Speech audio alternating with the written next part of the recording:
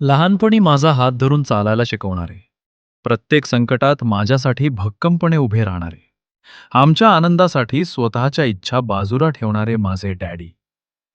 आज तुम्ही सोबत नाही, पण तुमच्या आठवणी प्रत्येक श्वासात आहेत.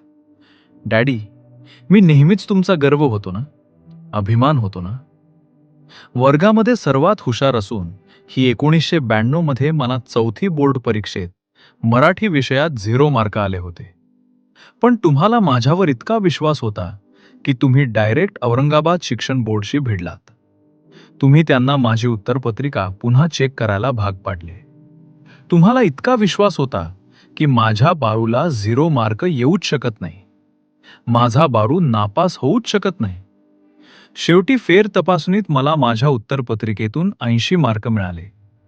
त्यावेळी मी पुढच्या वर्गात जाऊ शकलो, ते फक्त तुमच्या कणखर सपोर्टमुळे. त्यानंतर मी आर्मीत असतानाही सुट्टीवरून परत जाताना तुम्ही मला सोडविताना गावातून बाईक न्यायला सांगायचात. फक्त एकाच गोष्टीसाठी, की तुमचा आर्मीत असलेला मुलगा पूर्ण गावाला दिसायला हवा.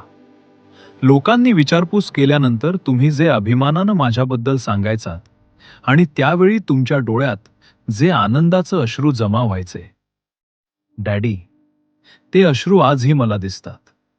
व ते क्षण आठवले की आजही माझ्या डोळ्यात पाणी जमा झाल्याशिवाय राहत नाही.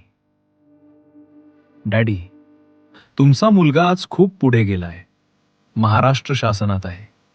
स्पर्धा परीक्षेमधून ज्या दिवशी माझे मंत्रालयात सिलेक्शन झाले ना, तो निकाल पाहिल्या पाहिल्या मी खूप रडलो डॅडी.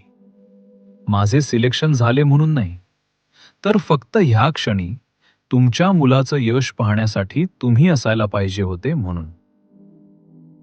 डॅडी, तुम्ही गेल्यापासून मी खूप यशाच्या पायऱ्या चढल्या आहेत.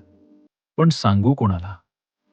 कारण माझ्या प्रत्येक यशात तुम्हाला जेवढा आनंद व्हायचा, तेवढे आनंदी होणारे ह्या जगात तुमच्याशिवाय कोणीच नाही डॅडी.